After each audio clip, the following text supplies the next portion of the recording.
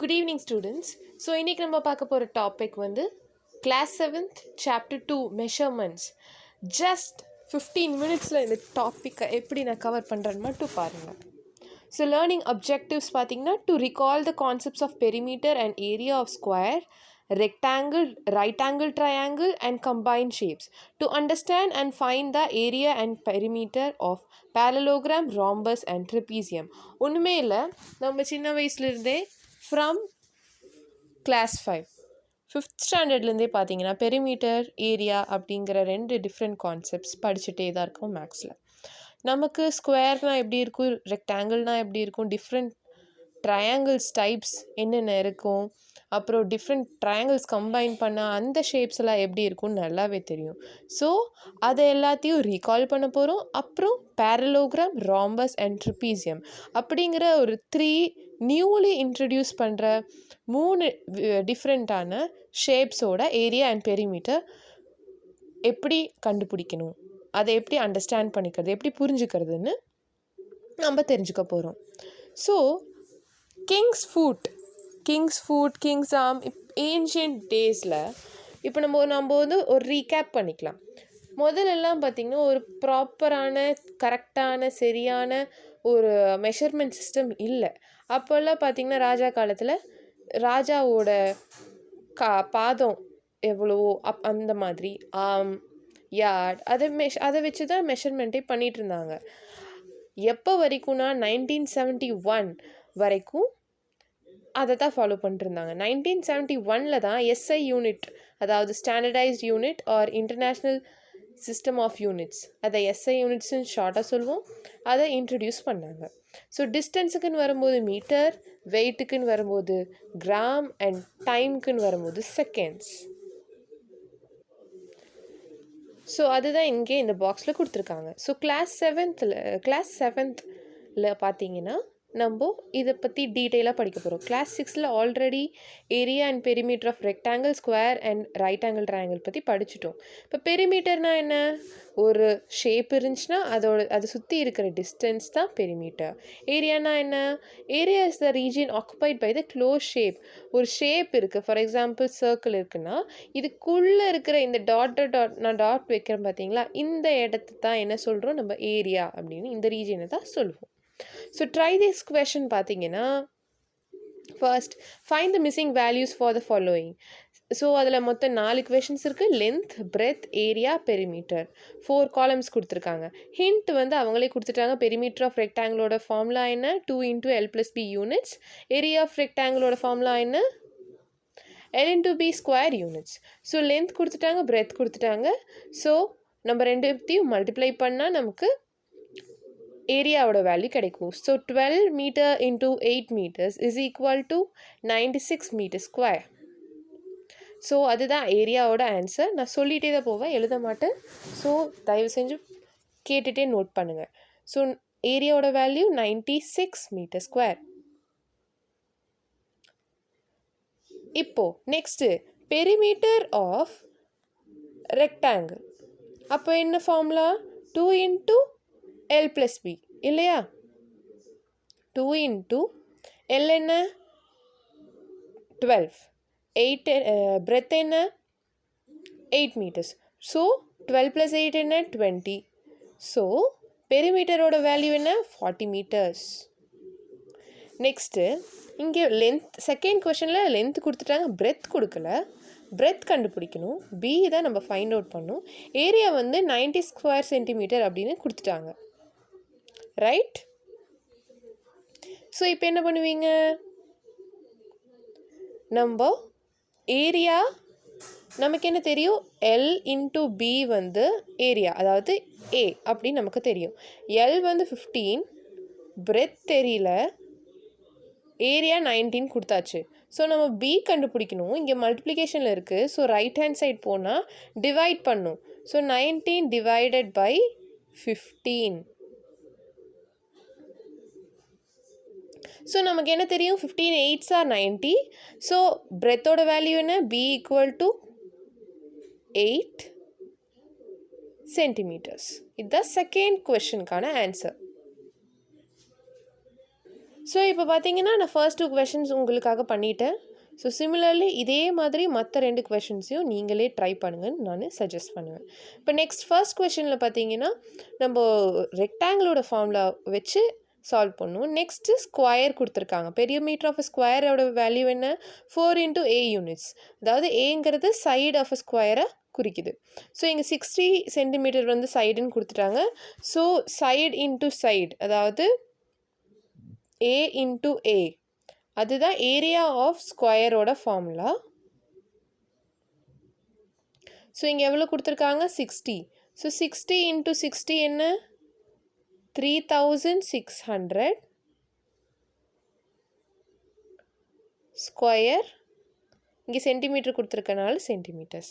இப்போ இதே ஸ்கொயரோட சைடு ஆஃப் 60 நம்ம எடுத்தோம்னா இதோட பெரிமீட்டர் கண்டுபிடிச்சோம்னா 4 × A. ஸோ 4 × 60 அப்படின்னு வரும்போது என்ன வரும்? 240 சென்டிமீட்டர்ஸ்னு வரும். ரைட்?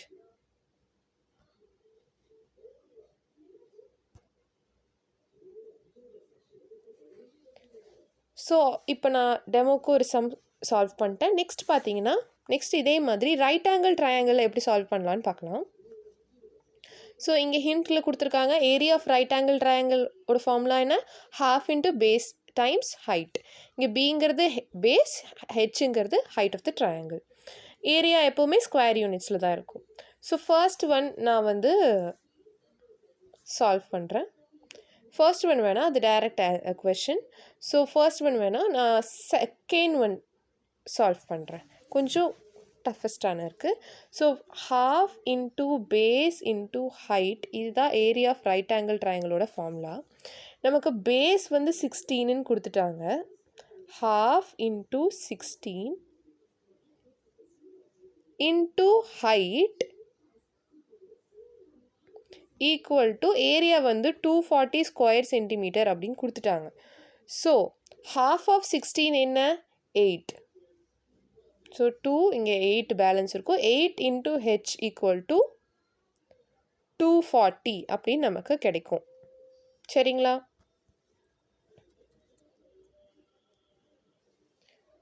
ஸோ ஹெச் இப்போ எப்படி கண்டுபிடிக்கலாம்? ஹெச் ஈக்குவல் டு இங்கே மல்டிப்ளிகேஷனில் இருக்குது, ரைட் ஹேண்ட் சைட் போச்சுன்னா 240 / 8. அப்போ ஹெச்சோட வேல்யூ 8 3s are 24. ஸோ இங்கே ஒரு 0 இருக்குது. ஸோ ஹெச் அதாவது ஹைட்டோட வேல்யூ வந்து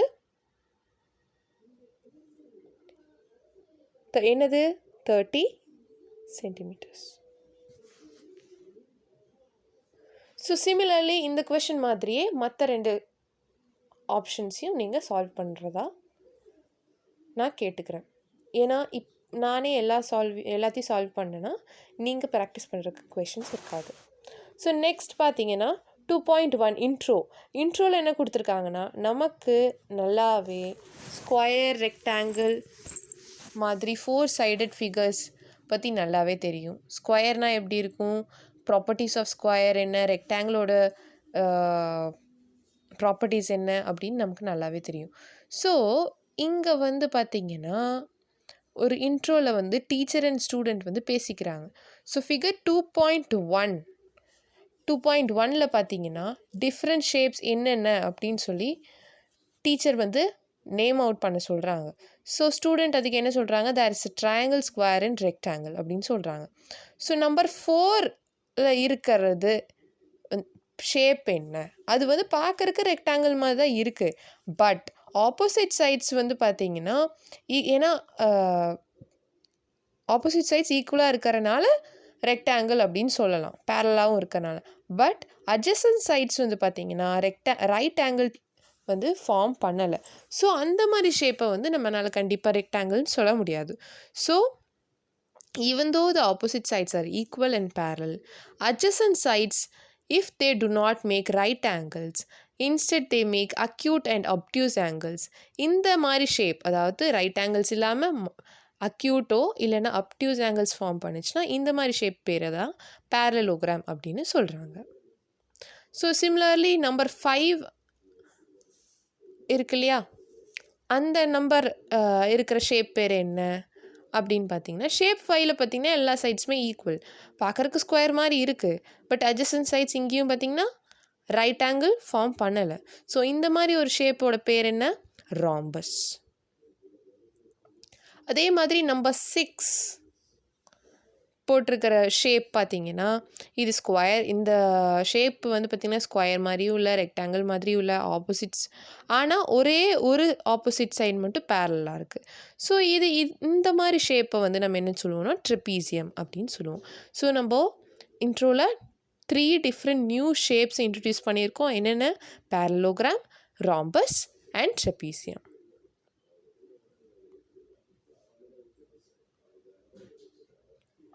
ஃபஸ்ட்டு பேரலோகிராம் அப்படின்னு நீங்கள் பார்த்தீங்கன்னா, மேத்தமெட்டிக்ஸ் அலைவ், மெஷர்மெண்ட்ஸ் இன் ரியல் லைஃப். ஸோ ரியல் லைஃப்பில் எங்கெங்கெல்லாம் யூஸ் பண்ணலாம்? டைல்ஸில் யூஸ் பண்ணுவாங்க பேரலோகிராம்ஸ் பார்க்கலாம். காஜு கட்லி மாதிரி ஸ்வீட்ஸ் எல்லாம் பார்த்தீங்கன்னா பேரலோகிராம் ஷேப்பில் இருப்போம். விண்டோஸ், அப்புறம் இதெல்லாமே பார்த்தீங்கன்னா டிஃப்ரெண்ட் ரியல் லைஃப் இன்சிடென்ட்ஸில் இருக்கிற பேரலோகிராம் ஷேப்ஸ். இப்போ area and perimeter of parallelogram எப்படி கண்டுபிடிக்கிறது அப்படின்னு நம்ம நெக்ஸ்ட் வீடியோவில் டீட்டெயிலாக பார்க்கலாம். இங்கே நம்ம டைரெக்டாக ஃபார்முலா எப்படி கண்டுபிடிக்கிறதுன்னு மட்டும் நான் சொல்கிறேன். ஸோ நமக்கு என்ன தெரியும்னா, பேரலோகிராமும் ஒரு டைப் ஆஃப் ரெக்டாங்கிள் தான். ஸோ நமக்கு என்ன தெரியும்? ஏரியா ஆஃப் ரெக்டாங்கிள் வந்து பார்த்திங்கன்னா, ஏரியா ஆஃப் ரெக்டாங்கிள் வந்து லென்த் இன்டு பிரெத் அப்படின்னு உங்களுக்கே தெரியும். ஸோ இப்போது இந்த டயக்ராம் பார்த்தீங்கன்னா உங்களுக்கே புரியும். 2.3 இங்கே வந்து ஒரு ஹைட் இருக்குது, இந்த பக்கம் ஒரு ட்ரையாங்கிள் எக்ஸ்ட்ராவாக இருக்குது இல்லையா? ஸோ அதனால் இந்த லென்த் இன்ட்டு பிரெத்தோட வேல்யூ வந்து பார்த்திங்கன்னா அந்த பேஸ் இன்ட்டு ஹைட் ஓட வேல்யூக்கு ஈக்குவல் அப்படின்னு நான் எடுத்துக்கிறேன். சரிங்களா? ஸோ இப்போ இந்த பேஸ் இன்ட்டு ஹைட் அப்படிங்கிற மல்டிப்ளை பண்ணி நமக்கு கிடைக்கிற வேல்யூ தான் ஏரியா ஆஃப் பேரலோகிராம் அப்படின்னு நம்ம சொல்லலாம். இப்போ இதே பெரிமீட்டர் ஆஃப் பேரலோகிராம் வந்து நம்ம கண்டுபிடிக்கணும்னா சிம்பிள். நம்ம சின்ன வயசில் லோவர் கிரேட்ஸில் படித்த மாதிரி எல்லா சைட்ஸோட லென்த்தையும் சம் பண்ணுறது, ஆட் பண்ணி போடுற வேல்யூ தான் பெரிமீட்டர் ஆஃப் பேரலோகிராம் அப்படின்னு நம்ம சொல்லலாம்.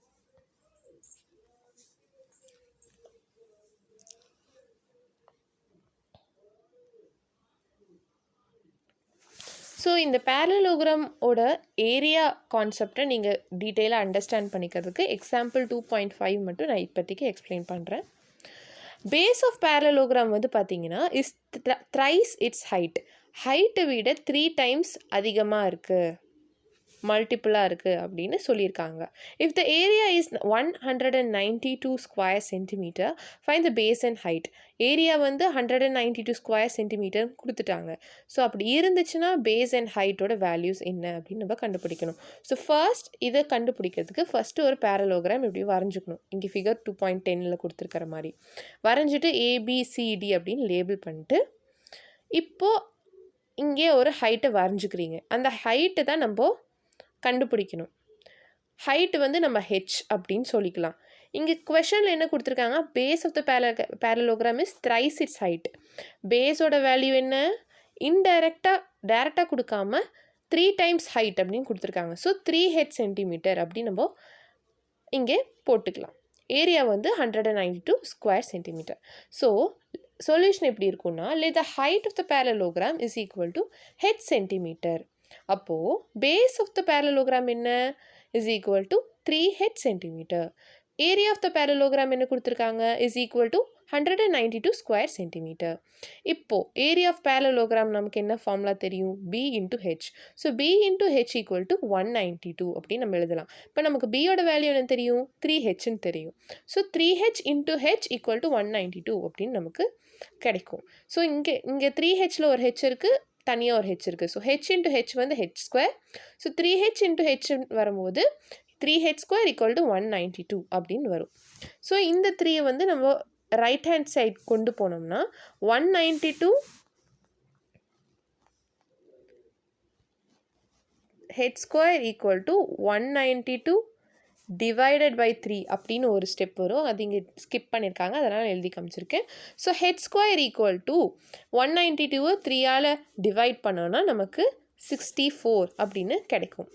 ஸோ அப்படி வரும்போது ஹெச் ஸ்கொயர் ஈக்குவல் டு 64ன்னு வரும்போது இப்போ நம்ம என்னென்னா இந்த 64 வந்து நம்ம 8 ஸ்கொயர் அப்படின்னு நம்ம எழுதலாம். சரிங்களா? அது எப்படி எடுக்கலான்னா, எய்தர் நம்ம இந்த ஹெச் ஸ்கொயரை வந்து இந்த ஸ்டெப்பே போடாமல் இந்த ஹெச் ஸ்கொயர் இருக்கிற ஸ்கொயரை ரைட் ஹேண்ட் சைட் கொண்டு போனோம்னா ஹெச் ஸ்கொயர் ஈக்குவல் டு இந்த ஸ்டெப்பை எழுதிட்டு ஹெச் ஈக்குவல் டு √64 அப்படின்னு நம்ம கொண்டு போனோம்னா நம்ம 64ஓட ஸ்கொயர் ரூட் எடுத்தோம்னா ஹெச் ஈக்குவல் டு 8 சென்டிமீட்டர் அப்படின்னு நமக்கு ஆன்சர் கிடைக்கும். ஸோ பேஸோட வேல்யூ என்ன 3h அப்படின்னு நமக்கு தெரியும். இப்போ நம்ம ஹெச்சோட வேல்யூ 8 சென்டிமீட்டர்னு எக்ஸாக்ட் வேல்யூ கண்டுபிடிச்சிட்டோம். ஸோ 3 × 8 சென்டிமீட்டர் என்ன 24 centimetre. So base of the parallelogram என்ன is 24 centimetre and height is 8 centimetre. இப்போது நெக்ஸ்ட் நம்ம பார்க்க போகிற கான்செப்ட் வந்து பார்த்திங்கன்னா ராம்பஸ்னால் எப்படின்னு நான் சொல்லிட்டேன்.